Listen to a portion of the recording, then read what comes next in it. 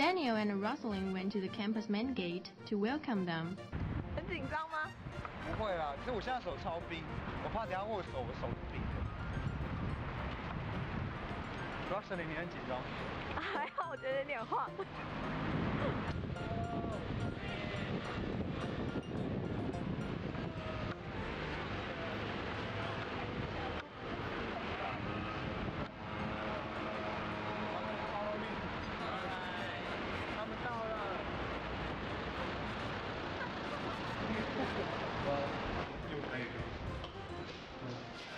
And now we are going to meet our professor first. Well, who wants to do the formal interview? Well, they have to have 3 people go somewhere after you 3. Okay. Say hi. Elder Gon, Hi. Elder Gu, Elder Carter, Sister On, and Sister Buse. Elder Carter carried a box with Chinese translations of the Book of Mormon, enough for all the students in our class, as well as a German translation for Professor Bechtola. Just that we have to, like, the guys have to stay together and then the sisters have to. All right. So we'll just, if we do, the 2 of us do the interview, it would be okay if Elder Gu. After a brief welcome, we decided that Sister Buse and Sister On would talk to the class, while Elders Carter and Gon would do an interview for which we had prepared the questions in advance. We began with a question that's probably on most Taiwanese people's mind. Why do you always ride bicycles? Does this have something to do with your religious beliefs? Every missionary, we always have a companion, so we always work 2 and 2. And we ride a bike because Taiwan is really small, and we actually have areas that we cover as missionaries that we're responsible for.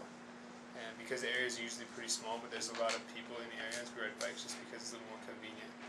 So biking actually doesn't have anything to do with our religion. And in other places in the world, some missionaries, according to how big their area is, they drive cars, or ride bikes, or walk. Just whatever is more convenient. So it really depends on the area. Yeah, so all missionaries in Taiwan ride bikes. Why did you want to become a missionary? To simply answer that question, it's because throughout my life as I was raised in the church, I always had really good examples from my family and a lot of my friends at church. But the reason why I decided to come on a mission actually isn't because of that. It's because just through studying and a lot of prayer, I came to know that the things that I do on a mission is really, really important. In fact, it's important for everybody, not just Americans or Taiwanese people. It's important for everyone, and everyone has to accept the things that we're teaching. And so I'm just really happy and really willing to come on a mission and serve. Why did you choose Taiwan to do your missionary work? Actually, that's a really cool thing that a lot of people don't know, is that we actually don't choose where we go. So I've been in Taiwan for about 1.5 years, and about 2 years ago I didn't know I was going to come to Taiwan. We believe that in our church we have a prophet that's been called of God, and through that prophet, here it sees revelation that tells us where we need to go and go on our missions. And so every missionary in Taiwan has been sent here by a messenger. Assigned here. Yeah, we were assigned here by a church leader, a prophet. Church leader. Yeah. So do you like Taiwan? I love Taiwan. Was it difficult to adjust? Not really. I think that when we get to Taiwan, our entire purpose as a person is different because we're missionaries. And so we have a lot of changes, and I think because we get to Taiwan and we're going through a lot of changes, it makes it a little bit easier. So we're already changing our life, and then when we get to Taiwan, it's just, the change is actually pretty smooth. I like it. So you enjoy the changes? Yeah, I like Taiwan, so I made it pretty easy to change. Try my best to love the people of Taiwan because we're here to serve the Taiwanese people. And so it makes it pretty easy when you love the people. What is your daily life in Taiwan like? We get up every morning at about anywhere from 6 to 6:30. Between 6 and 6:30. And then we spend at least 30 minutes exercising, just staying in shape, and then Work out. Work out, yeah. Usually go running or like do push-ups, stuff like that, and then Where did you do this? just outside on the streets, just go running. On the street? Push-ups? Yeah. Push-ups, yeah. Push-ups, yeah. This morning I did some push-ups on the street. Usually they're inside. Okay. Yep.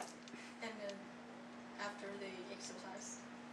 after the exercise, we come back and then we just get ready for the day, and then we spend about an hour of time. We study scriptures and kind of plan on what we're going to do through the day, and that's personal. And then we have an hour of time that we study with our companion. So you plan your day in the morning? Yeah, we plan our day in the morning. Actually, at night as well. When we get home at night, we plan for the next day, and we do all of it through prayer and study, and then we try our best to have like a spiritual planning for the next day. Kind of try to know what the Lord wants us to do, and then we do it. Try our best to do it. And so from 8 to 9 is study time, and then from 9 to 10 we study as a companionship, and then for about 30 minutes before we leave, we study Chinese. Practice speaking Chinese? Yeah, like we read it or we study it. Study Chinese. There are now almost 500 young missionaries from the United States proselytizing in Taiwan. They usually stay here for 2 years. They pay their own way, their flight, their living expenses, and even the courses at the Missionary Training Center in Provo, Utah. There, they are prepared for their work as missionaries and take courses in the language of the country to which the church has assigned them. For no more than 3 months, a fact that must astonish anyone who has conversed with them in Chinese.